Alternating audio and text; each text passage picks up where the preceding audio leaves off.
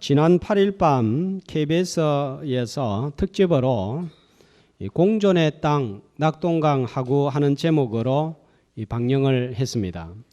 보신 분들이 있는지 모르겠지만 저는 다대포가 나와서 유심히 살펴보면서 그 방송을 통해서 큰 은혜를 받았습니다. 이 다대포와 7개의 습지를 중심으로 생태계의 신비함을 보여주고 또 한편으로는 개발로 인해서 파괴되어져 가고 있는 자연의 모습을 보여주었습니다. 낙동강 상류에서 밀려 내려온 흙들이 바다와 만나면서 습지를 이루고 습지에 생명이 서식하면서 새들의 먹이가 생기고 먹이가 생기니까 다른 곳에서는 볼 수 없는 각종 희귀종의 철새들이 몰려들면서 사람들에게 쉼과 휴식처를 제공하고 먹을 거리를 제공해 주었습니다. 하루 2번 밀물이 들어오면서 과거에는 바닷물이 약 21km 떨어져 있는 물건까지 들어왔다가 또 빠져나가고 이렇게 하면서 강바닥에 바다 속에 산소를 공급해주고 바다가 깨끗하게 되면서 김양식도 잘 되고 제첩도 많이 잡히고 갈미조개도 많이 잡혔습니다. 강 주변 사람들은 이런 것들을 잡아서 팔아서 생계를 이어갈 수 있었습니다. 그런데 이 강물에 바다에 염분이 많아지면서 이 부산 시민들이 마시는 식수 공급에 문제가 생기니까 이걸 해결하기 위해서 낙동강 하구둑을 만들었습니다. 그러니까 물의 흐름이 원활하지 못하게 되었고 물이 오염이 되었고 강바닥이 썩기 시작하면서 김양식도 안 되고 어류들의 수확량이 줄고 제첩은 과거에 비해서 100분의 1도 잡히지 않는다고 합니다. 새들의 먹이도 줄어들면서 한때는 170여 종 수백만 마리 날아오던 철새들도 지금은 50여 종 10만 마리 정도에 그치고 있다고 합니다. 현재 낙동강 주변은 계속 개발이 진행되면서 수질이 더 나빠지고 물이 나빠지면 철새는 줄어들고 더 이상 낙동강 하구는 사람에게 쉼과 휴식처를 제공하지 못하고 먹을 거리도 줄어들면서 어업으로 생계를 유지하는 사람들도 사라질 것으로 내다보고 있습니다. 개발도 중요하지만 자연을 배려하지 않으면 자연도 사람에게 필요한 것을 제공하지 않는다 하는 것을 보여주었습니다. 사람이 자연을 보호해야 자연도 사람을 보호합니다. 이런 모든 것들, 상류에서 내려오는 흙, 하루 2번의 밀물과 썰물, 깨끗한 강과 바다, 작은 물고기 한 마리, 조그만 제첩 하나, 새 한 마리도 잘 살펴보면 이 모든 배후에는 보이지 않는 하나님의 손이 작동하고 있다는 것을 느끼게 됩니다. 그냥 우리가 뭐 떠내려오지, 날아오지, 물고기가 잡히지 생각하지만 이 모든 것을 움직이시는 하나님의 손이 있기 때문에 이런 환경이 조성이 되고 있는 거예요. 작은 물고기 한 마리, 제첩 하나, 새 한 마리의 움직임도 하나님께서 이렇게 세밀하게 살피시고 주장하시는 분이시라면 하나님의 형상으로 만들어진 사람에게 일어나는 사건이나 만남의 우연이란 것이 있을 수 있겠습니까? 이 사실을 잘 깨달았던 다윗은 시편 40편 5절에서 이렇게 고백했습니다. 같이 여호와 나의 하나님이여 우리를 향하신 주의 생각도 많아 누구도 주와 견줄 수가 없나이다. 내가 널리 알려 말하고자 하나 너무 많아 그 수를 셀 수도 없나이다. 이런 거들떠 보지도 않는 작은 제첩 물고기 한 마리에도 하나님이 관심을 가지는데 하나님의 백성, 하나님의 형상대로 지음을 받은 우리에게는 일어나는 일들이 너무너무 많아서 하나님께서 관여하시는 일들이 전부라서 셀 수가 없다는 거예요. 나는 전혀 관심도 없는 머리털까지 하나님은 세신 바 되시고, 욥기 31장 4절에 보면 나는 전혀 관심도 없는 것, 뭡니까? 내가 하루에 몇 걸음을 걸었는지 관심도 없는데 하나님은 그 걸음걸이까지 다 세시고 계십니다. 큰 일이든 적은 일이든 행복이든 불행이든 하나님의 섭리 속에서 모든 것이 일어나는 것을 확신할 때에 오늘 내 삶을 바라보는 시각은 달라질 수 있고 새로워질 수 있습니다. 자, 오늘 말씀은 제자들이 바다에서 배를 타고 가는 도중에 겪은 일을 소개하고 있습니다. 자, 16절, 17절 말씀해 보니까 이 때가 언제쯤 됩니까? 자, 16절에는 저물매 했으니까 바다로 내려가는 시간은 어두움이 짙어올 때고, 17절에는 보니까 배를 타고 가는데 이미 어두웠고, 그러니까 깊은 한밤중임을 알 수가 있습니다. 마가복음 6장 48절에 보면 이 때가, 어두웠던 때가 언제인지 시간을 알려주고 있습니다. 몇 시입니까? 사경이니까 로마인들은 이 밤을 4등분했는데 사경은 새벽 3시에서 6시 사이입니다.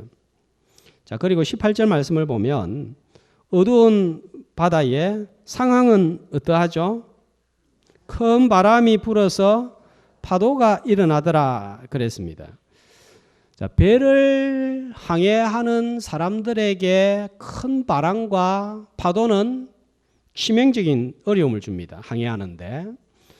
마가복음 6장 48절을 다시 한번 보시면 이 바람 때문에, 파도 때문에 제자들은 어떻게 했다고요? 자, 어떻게 했다고요? 예, 힘겹게. 자, 이전 성경에는 괴로이 이렇게 적혀 있습니다.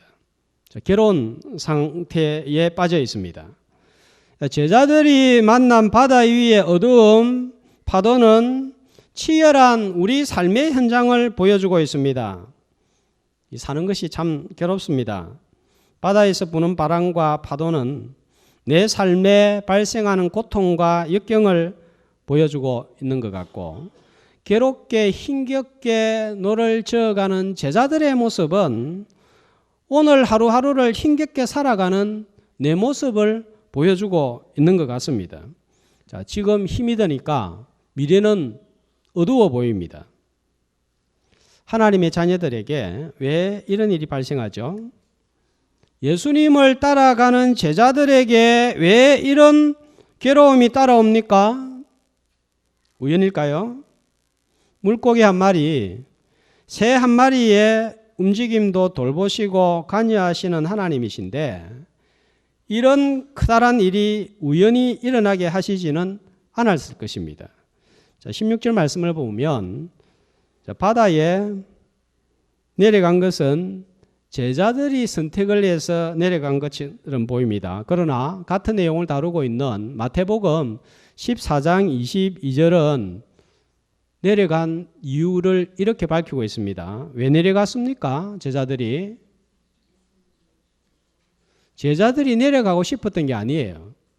예수님이 제자들을 재촉해서 내려간 거예요. 제자들은 내려가기 싫었는데 예수님이 재촉을 해서 밤중에 배를 타고 바다를 향하여 나아간 것입니다. 왜 예수님은 제자들을 바다로 보내셨을까요? 예수님은 어둡고 바다에 파도가 일어나는 것을 몰랐을까요? 아니에요. 누구보다 잘 알고 계셨습니다. 그런데 바다로 보내셨습니다. 왜 보내셨을까요?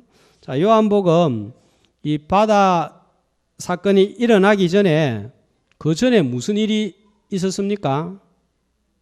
어떤 일이 있었죠? 오병이 이어 기적이 일어났습니다. 자, 그랬더니 6장 15절 말씀을 보면 군중들이 어떻게 반응을 보였죠?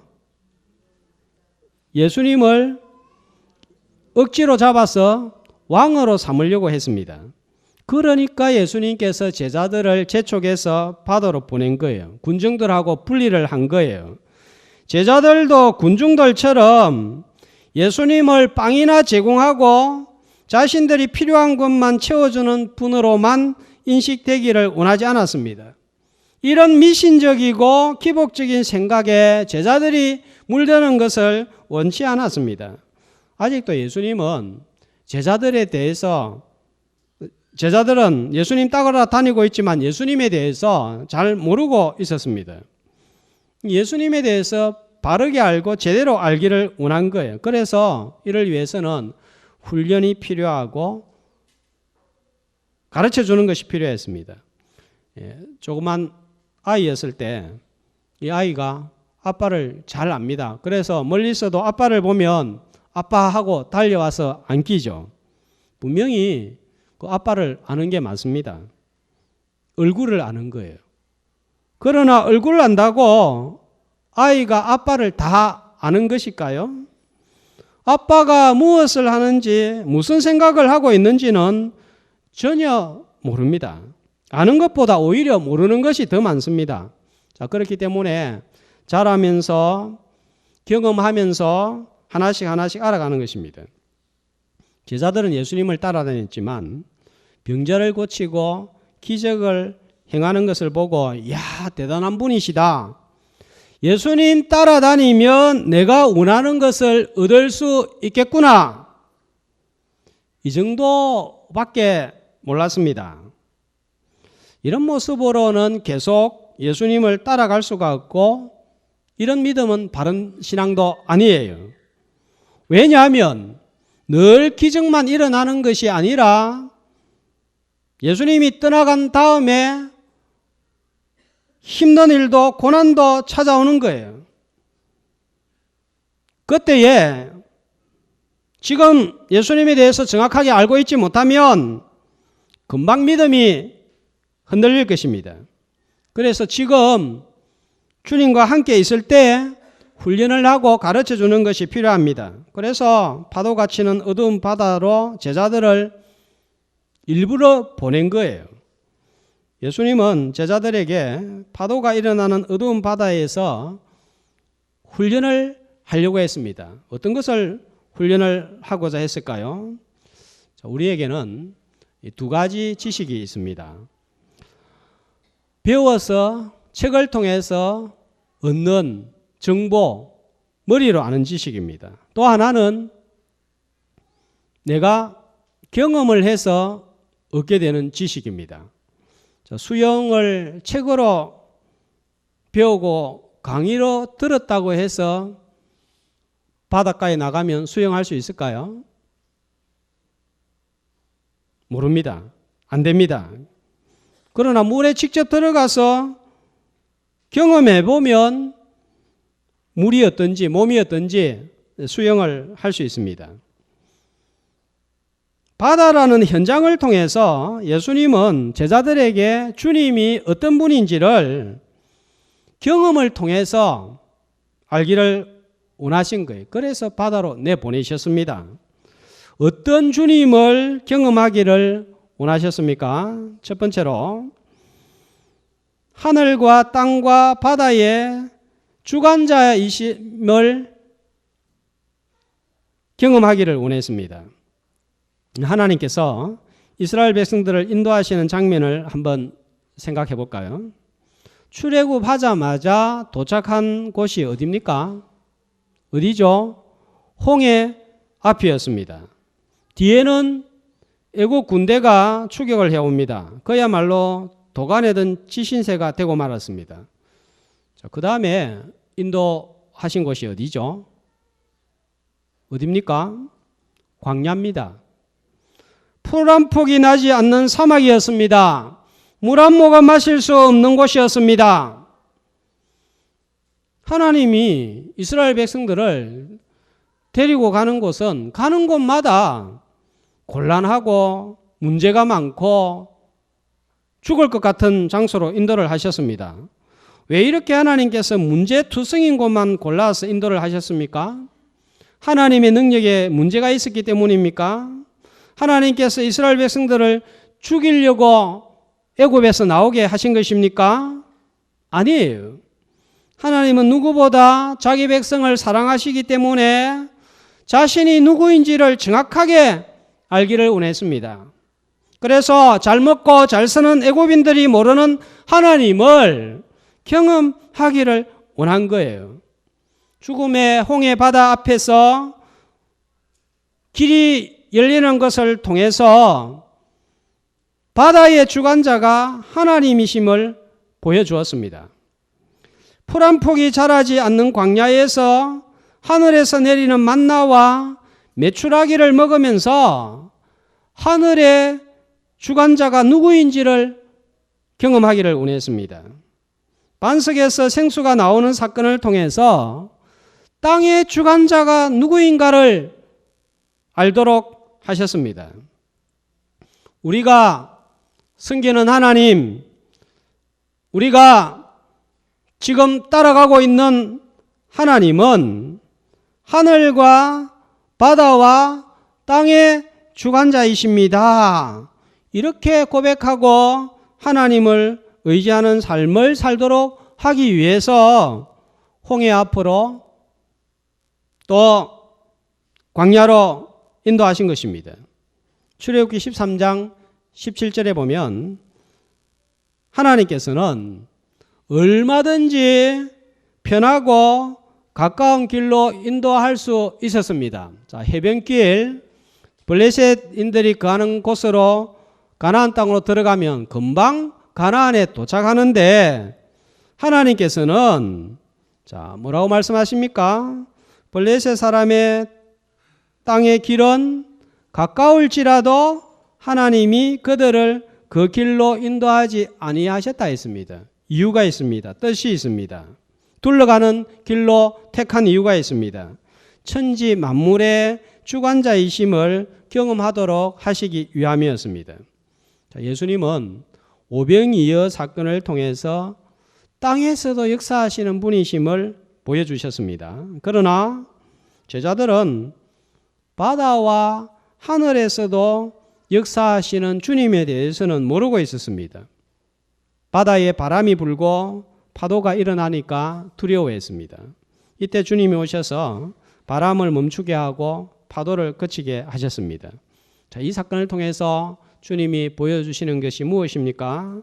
주님은 육지 땅에서만 역사하실 뿐만 아니라 하늘의 바람과 바다의 파도도 주관하시는 분이시다. 자, 이것을 경험하도록 하시는 거예요. 우리가 새로운 문제를 만날 때마다 우리는 주님을 새롭게 불신하는 경향이 있습니다. 지난번에 땅에서 생긴 문제는 주님이 고쳐주시고 해결해 주시는데 이번에 바다에서 일어난 이 문제는 어떻게 하실 수 없을 거야 하는 이런 불신이 우리 마음에 있는 거예요. 열왕기상 20장 23절에 보면 아람 나라 백성들이 이스라엘과 전쟁에서 계속 패배하니까 어떻게 생각합니까? 이스라엘 신 하나님은 산에서 강하지 평지에서는 강하지 않을 것이다. 그래서 평지에서 싸우면 우리가 이길 수 있을 것이다. 이런 생각을 했습니다. 하나님은 산에서는 힘이 강하지만 평지에서는 힘을 쓰지 못한다고 생각하는 아람 사람들의 생각, 자, 이게 우리의 생각과 일치하지 않습니까? 지난번에 아픈 육신의 문제는 해결하여 주셨는데 이번에 생긴 금전적인 문제, 꼬인 관계의 문제는 어떻게 하실 수 없을 거야? 이렇게 주님을 제안합니다. 어제 내 인생의 문제를 주관하셨다면 오늘 발생한 문제도 주님은 얼마든지 주관하실 수 있는 분인 줄로 믿습니다.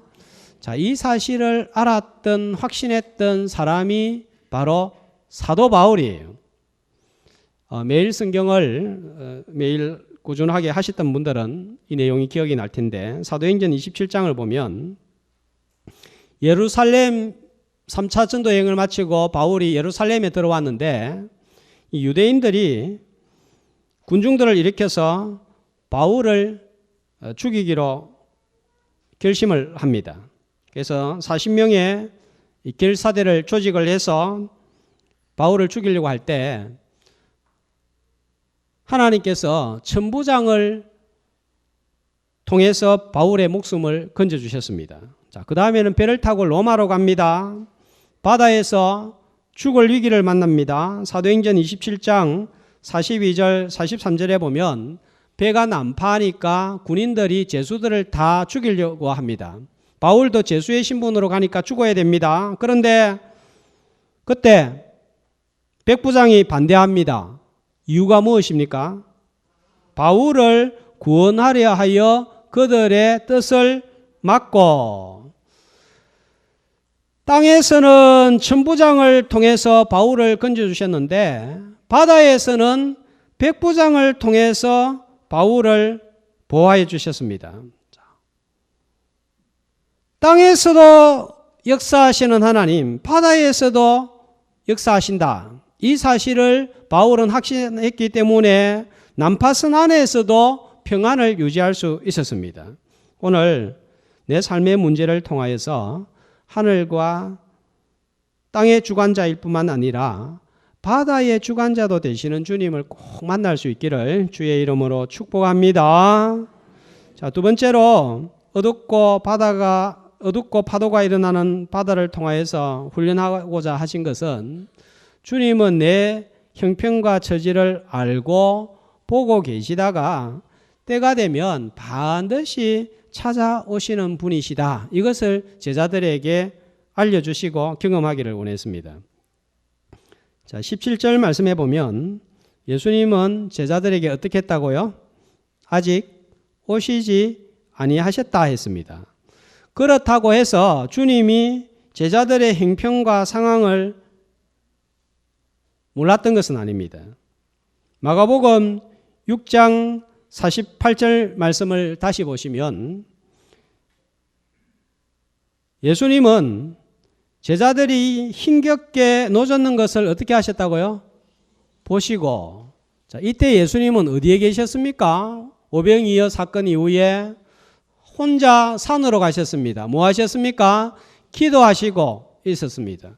기도하시면서 바다에서 힘겹게 노를 젓고 있는 제자들의 상황을 보고 알고 계신 거예요. 그리고 찾아오셨습니다. 그런데 언제 찾아오셨습니까? 밤 사경쯤에 어떤 일이 일어났습니까? 큰 바람이 불어서 파도가 칠 때에, 배는 19절에 보니까 얼마나 갔을 때입니까? 10리쯤 갔을 때입니다. 왜 예수님은 바람이 불지 아니할 때에 찾아오지 않으셨습니까? 왜 예수님은 배가 4리쯤, 5리쯤, 6리쯤 갔을 때에 찾아오시지 않았습니까? 편할 때, 평안할 때, 힘이 들지 않을 때 주님이 찾아오시면 주님이 어떤 분인지를 잘 모르는 거예요. 그러나 자신의 힘으로는 도무지 감당하지 못할 순간에 찾아오셔서 도와주면 그 입술에서 신앙 고백이 나옵니다. 같은 내용을 다루고 있는 마태복음 14장 33절에서는 바람이 그치고 파도가 그치게 하는 예수님을 보고 제자들은 이렇게 고백을 했습니다. 한 목소리로, 배에 있는 사람들이 예수께 절하며 이르되 진실로 하나님의 아들이로소이다 하더라. 여러분, 바다에서 바람이 그치고 파도가 그치는 주님을 만나기 전까지 제자들은 예수님을 하나님의 아들로 고백하지 못했습니다. 오병이어 사건이 일어날 때만 해도 제자들은 예수님을 가리켜서 하나님의 아들이십니다, 이런 고백이 나오지 않았습니다. 그러나 바다에서 어두움과 바람과 파도를 만났을 때에 비로소 예수님은 하나님의 아들이십니다. 이런 고백이 나오게 된 거예요. 내가 감당할 수 있다고 생각할 때는 주님이 내 곁에 찾아오셔도 깨닫지 못합니다. 자, 말씀을 넣어주시고요. 내 힘으로는 도무지 감당할 수 없는 큰 바람과 거친 파도가 내 삶에 몰려올 때 그때 주님을 경험하고 하나님의 아들로 인정하게 되는 순간입니다. 심리점 갔을 때에 큰 바람이 일어날 때를 누구보다 잘 아시고 때가 되면 주님은 반드시 찾아오시는 분이심을 믿으시기를 축복합니다. 찬송가 379장 우리가 말씀을 듣고 부를 찬송인데 내 갈 길 멀고 밤은 깊은데 빛 대신 주 저 본향집을 향해 가는 길 비추소서 내 가는 길 다 알지 못하나 한 걸음씩 늘 인도하소서. 자, 이 찬송을 작사한 분은 영국 런던 출신의 존 뉴먼 목사님입니다. 그는 영국 교회의 개혁을 하기 위해서 사역하다가 너무 지친 나머지 시실리아 섬으로 휴가를 떠났습니다. 그러나 휴가를 떠났다가 휴가지에 도착하자마자 열병에 걸려서 3주 동안 꼼짝을 못하고 침대에만 누워 지냈습니다. 휴가 기간이 끝나고 휴가는 즐기지도 못하고 배를 타고 다시 영국으로 돌아오게 되었는데 이번에는 영국으로 돌아가던 배가 지중해 중간에서 멈춰버렸습니다. 배는 일주일간 움직이지 못하고 굶어 죽을 상황에 놓이게 되었습니다. 가는 곳마다 일이 꼬이면서 이 존 뉴먼 목사님은 내가 하는 일은 왜 이렇게 되는 게 하나도 없나 하면서 배 안에서 우울증을 앓게 되었습니다. 너무 낙심한 가운데 일주일을 보내다가 배의 선실에 내려갔다가 무릎을 꿇고 기도하고 있는데 시편 107편 13절 14절 말씀이 떠오른 거예요. 이에 그들이 환난 중에 여호와께 부르짖으며 그들의 고통에서 구원하시되 흑암과 사망의 그늘에서 인도하여 내시고 그들의 얽어맨 줄을 끊으셨도다. 이 말씀이 머리에 떠오르면서 위로가 되고 감사가 되면서 자기가 곤란당하는 것을 불평을 했는데 가만 돌아보니까 주님 불신한 것이 너무 많아서 회개하고 주님의 뜻대로 살 것을 기도하면서 지은 찬양이 바로 379장 찬송입니다. 죽을 것 같은 상황에도 주님은 찾아오셔서 바람을 불게 하셨고 고향 영국으로 인도에 나갔습니다. 내가 어디에 있든지 어떤 처지에 놓여 있든지 몇 리쯤 가 있는지 주님은 잘 알고 보고 계십니다. 그래서 때가 되면 반드시 찾아오십니다. 하나님은 내가 죄악의 바다에서 괴로워하고 도무지 내 힘으로 죄악의 바다에서 빠져나올 수 없다는 것을 누구보다도 잘 아셨습니다. 자, 그래서 어떤 일을 행하셨습니까? 내 스스로 죄악의 바다에서 빠져나올 수 없다는 것을 아시고 하나님이 행하신 일이 무엇입니까? 갈라디아서 4장 4절입니다. 한 목소리로 때가 참에 하나님이 그 아들을 보내사 여자에게서 나게 하시고 예수님을 세상에 보내시고 십자가에서 죽게 하심으로 나를 구원하여 주셨습니다. 어둡고 큰 바람이 일어 괴롭게 노를 젓고 있는 인생의 바다를 만나면 내 혼자 있는 것처럼 여겨집니다. 자, 그러나 그것은 느낌이지 감정이지 사실은 아니에요.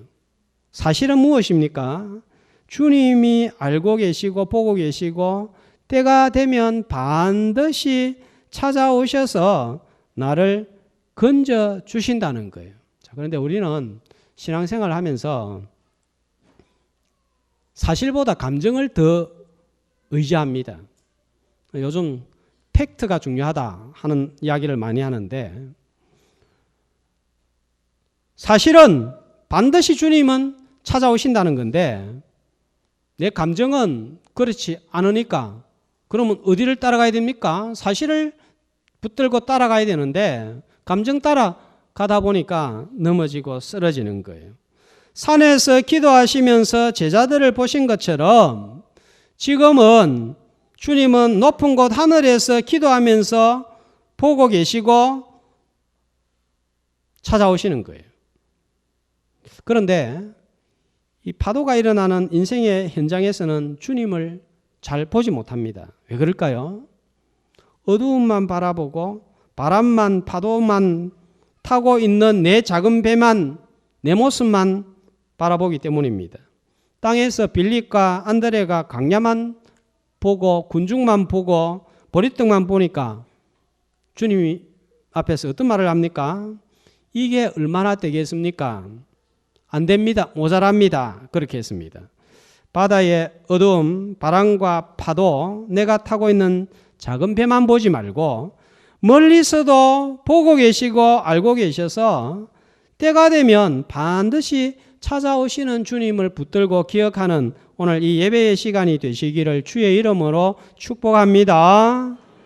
바다를 통해서 훈련하시는 세 번째는 주님은 제자들을 어떻게 하십니까? 21절 말씀 보니까 예수님이 배에 오르시니까 배는 도착했습니다. 어디에 도착했습니까? 그들이 가려던 땅에 도착한 거예요.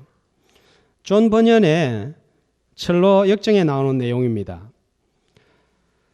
천성을 향하여 크리스찬이 나아가는데 하나님께서는 이 크리스찬에게 소망이라는 친구를 붙여주셔서 이 천성을 향하여 함께 걸어가도록 하셨습니다. 그런데 중간에 보니까 길을 가다 보니까 옆으로 보니까 너무 화려해 보이고 좋아 보이고 아름다워 보이는 샛길이 보입니다. 그래서 그 샛길로 들어가게 됩니다. 그런데 그 좋아 보였던 샛길은 얼마 가지 않아서 비가 세게 내리고 바람이 불고 생명을 위협하는 위험에 처해지게 되었습니다. 그 길은 아름다운 길, 복된 길이 아니라 천성에 이르지 못하도록 하는 의심의 성으로 통하는 길이었습니다. 이 성의 주인의 이름은 낭망이었습니다. 이 성에서 낭망이라는 거인이 나타나서 너무 힘드니까 자살해라고 칼을 건네줍니다. 이 크리스찬은 너무 괴로우니까 자신도 죽고 싶어 합니다. 그런데 옆에 있던 소망이라는 친구가 자살하는 것은 하나님의 말씀에 위배되는 거잖아. 힘들어도 조금만 더 참아보자. 참을 수 있을 때까지만 한번 견뎌보자. 그렇게 합니다. 그리고 한밤이 되었을 때 바울과 실라가 빌립보 감옥에서 기도한 것처럼 기도합니다.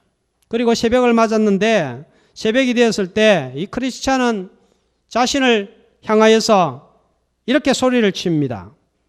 이런 바보를 보았나? 내가 이런 역겨운 성에 왜 갇혀있지? 내 품속에는 약속이라는 열쇠가 있지 않는가? 하면서 하나님께서 주신 말씀의 열쇠를 가지고 의심의 성문을 열고 빠져나와서 다시 천성을 향하여 나아가게 됩니다. 천국에 이르지 못하게 하는 수많은 유혹과 고통 때문에 절망이라는 거인에 사로잡힐 때가 여러 번 있습니다. 인생의 어두움과 세찬 바람과 파도로 인해서 절망의 바다에서 꼭 죽을 것 같은 때가 여러 번 있습니다. 그런데도 빠져 죽지 않고 우리가 가려고 하는 땅에 도착할 수 있는 것은 주님이 땅에서나 하늘에서나 바다에서나 내니 두려워하지 말라 하는 말씀으로 동행하여 주시기 때문입니다. 어제 나와 동행하신 주님은 오늘도 동행하시고 질병의 문제에 함께 하신 하나님은 물질의 문제에도 관계의 문제에도 동행하시는 주님이십니다. 이 주님을 꼭 바라볼 수 있기를 축복합니다. 그러므로 어둡고 바람이 일어나는 바다를 항해하는 제자인 우리가 해야 할 일은 21절에 이런 바다에서 자, 예수님을 제자들은 어떻게 했습니까? 배로 영접했습니다. 주님을 영접해야 됩니다. 영접하기 위해서 우리가 한 가지 꼭 알아야 될 사실이 있습니다. 이 바다를 내 힘으로는 절대로 건널 수 없다는 거예요. 죄악의 바다에서, 고난의 바다에서 내 힘으로 건너려고 하다가는 괴롭게 노만졌다가 원하는 것에 도달할 수 없고 빠져 죽습니다. 그러나 주님이 오시면 건너갈 수 있습니다. 주님이 오시면 살 수 있습니다. 주님이 오시면 용서받고 새로워질 수 있습니다. 원하는 땅에 도착할 수 있는 거예요. 자, 그런데 이걸 아는 것만 가지고는 안 됩니다. 믿어야 됩니다. 내가 약을 손에 들고 있다고 내 병이 치료되지는 않습니다. 어떻게 해야 됩니까? 내 손에 들고 있는 약을 먹어야 되는 거예요. 예수님이 내 죄를 위해서 죽으셨다. 듣는 것으로 아는 것으로만 구원받지 못합니다. 어떻게 해야 됩니까? 믿어야 구원받는 거예요. 왜 나에게 어둡고 큰 바람과 파도가 일어나는지 설명할 수 없습니다. 그러나 우리가 알 수 있는 분명한 사실은 이 큰 바람과 파도가 우연히 일어나지 않는다는 것입니다. 주님이 하늘과 땅과 바다, 온 천지의 주관자이시며 때가 되면 반드시 찾아오시고 가려고 하는 영원한 땅에 도착하게 하시는 분이심을 경험하도록 훈련하시기 위해서 이 바다를 허락하셨다는 사실입니다. 어둡고 파도가 일어나는 바다에서 이 주님 꼭 경험할 수 있기를 주의 이름으로 소망합니다.